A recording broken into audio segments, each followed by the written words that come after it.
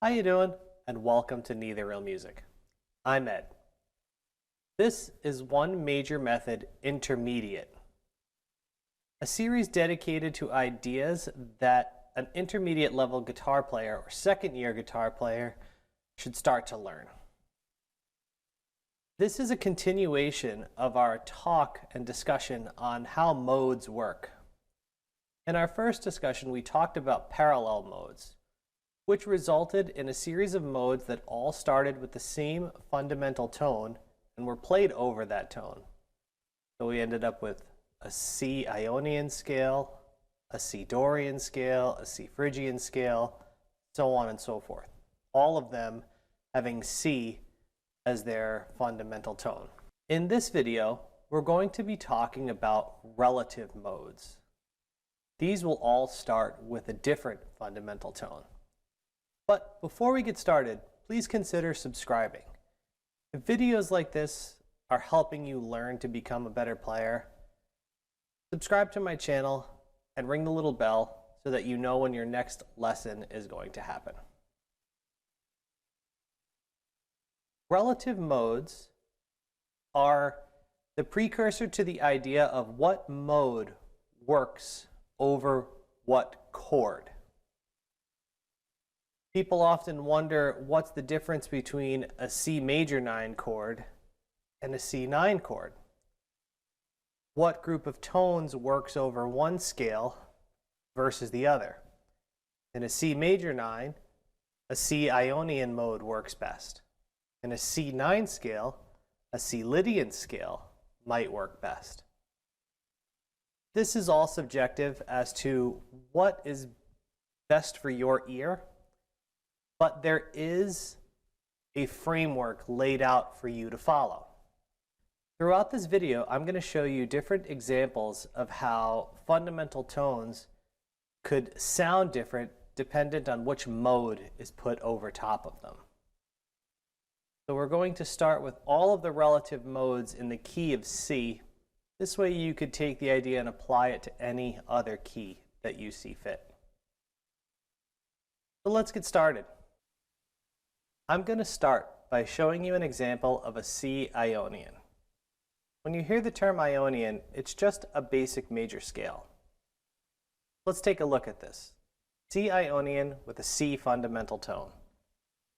1, 2, 3, 4. C, D, E, F, G, A, B, C.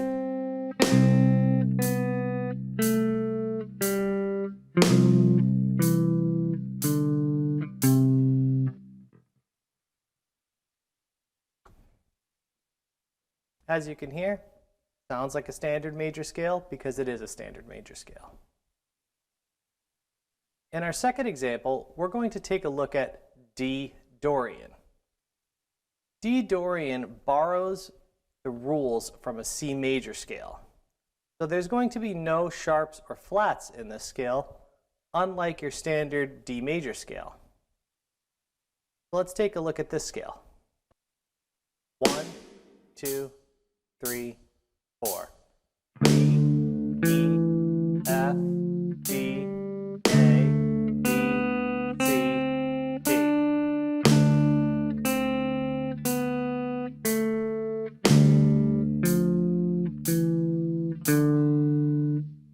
So as you can see, that sounds a little bit different. You're used to hearing certain intervals between different notes, and when those intervals start getting mixed up, they make the scale sound a certain way. This is a primary function of modes, an opportunity to use a scale in a harmonic idea. Because the fundamental tone is D in this case, our scale sounds more minor than it does major. Now let's look at an example of E Phrygian. Once again, we will be borrowing the rules from a C major scale. No sharps, no flats. 1, 2, 3, 4. E, F, G, A, B, C, D,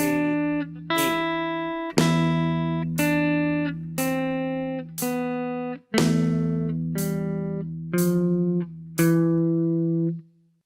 Once again, we get a unique sounding scale with this mode. Over the E fundamental tone, it once again sounds minor, but slightly different than the D Dorian scale that we heard. Now let's take a look at F Lydian. Once again, borrowing from the key of C. 1, 2, 3, 4. F, G, A, B, C, D, E, F.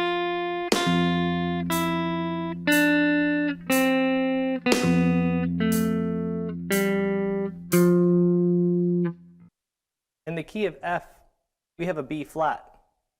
With an F Lydian scale, we have a regular B. This makes a very big difference between the two.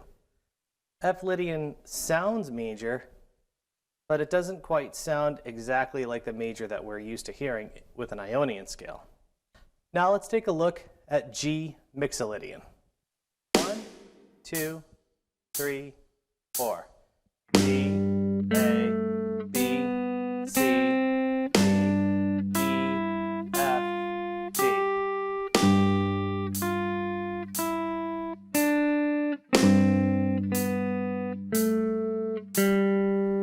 G Mixolydian has a similar quality to F Lydian. It sounds major, but it isn't exactly the major that we recognize. Both Lydian and Mixolydian, when played in the right circumstance, take on this feel of being kind of floaty. But in the key of C, if we're playing these modes all from the key of C and a song that's also from the key of C, everything is just going to sound homogeneous. It's just going to sound like it fits perfectly. It's when we start mixing and matching different modes together with different fundamental tones, as I said earlier, that we'll start to hear a difference. Next is A Aeolian. This is your typical minor scale. Let's take a look at an example of this. 1, 2, 3, 4. A, B, C, D, E, F, G, A.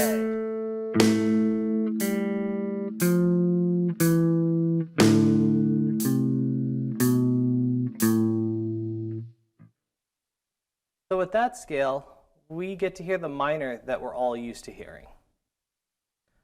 Last on the list is B Locrian.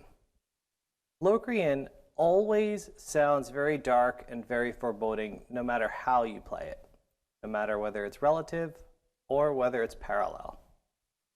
So let's hear what B Locrian sounds like. 1, 2, 3, 4. B, C, D, E, F, G, A, B.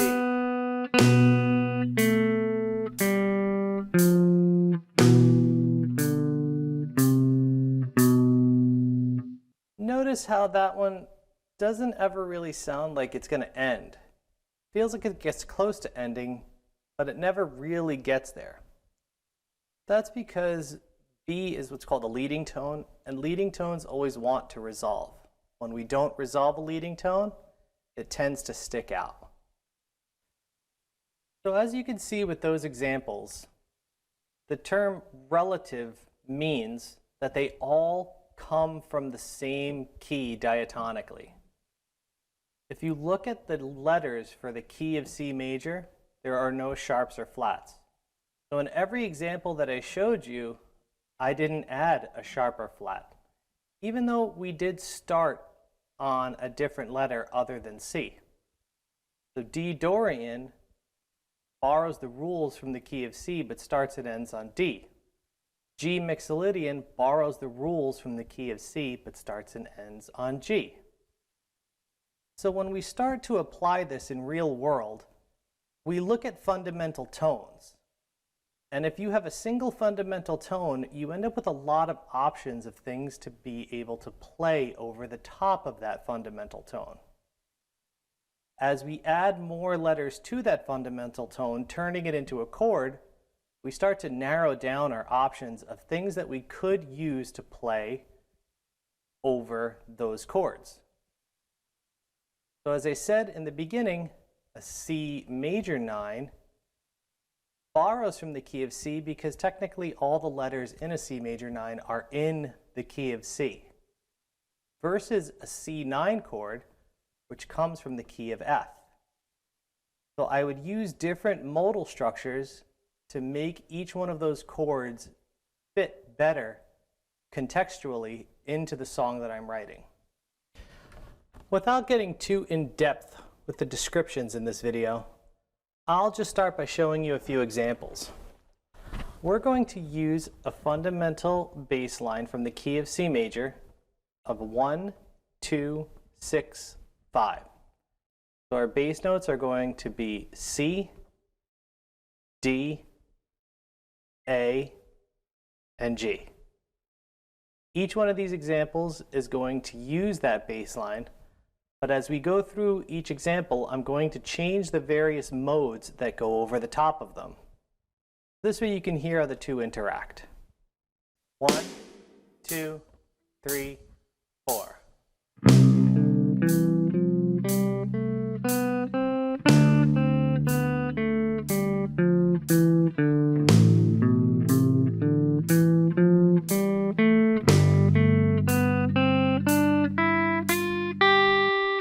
As you can hear, that particular exercise, everything fits in. Nothing sounds out of place. Everything feels like it belongs right where it is. In example 2, I'm going to be working with some different modes. Our bass line is going to stay exactly the same.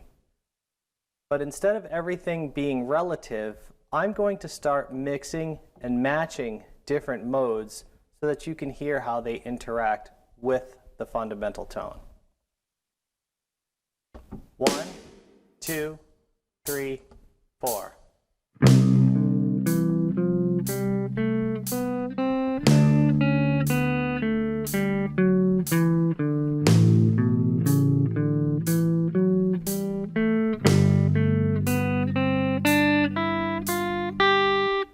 Notice how those bass notes, those fundamental tones, start to sound a little different. Instead of playing D Dorian, I used D Ionian, which would make the fundamental tone now imply a major chord instead of a minor chord. With each one of these examples, if you look at the example that I'm giving you, there will also be chords associated with the example on the sheet, and you can see which chords can be implied from these fundamental tones. Once again, in example 3, I'm going to be mixing and matching different modes together. So let's take a look at this. 1, 2, 3, 4.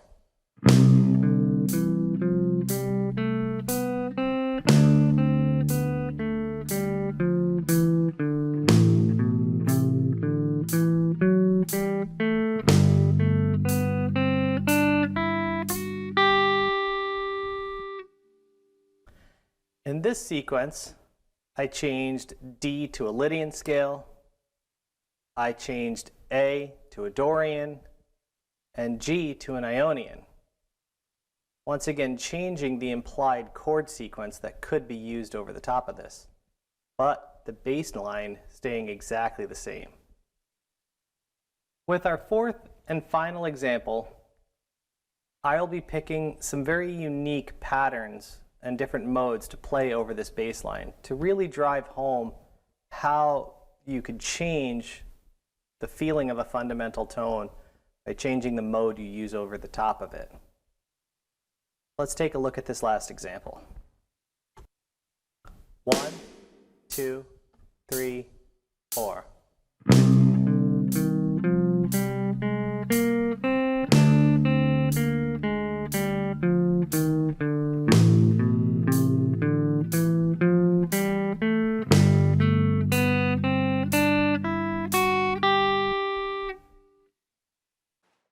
I've used the same bass line in all of these examples to prove to you how you could change the feeling of these fundamental tones.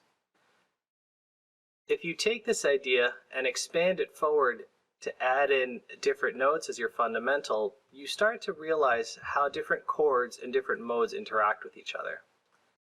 I will be doing further videos on this subject in the future, so stay tuned and don't forget to subscribe and ring the bell so you know when your next lesson is coming up. If you have any questions, please put them in the comments below. I love compliments, but questions let me know that you're really interested in working on this stuff. Good luck and good practice.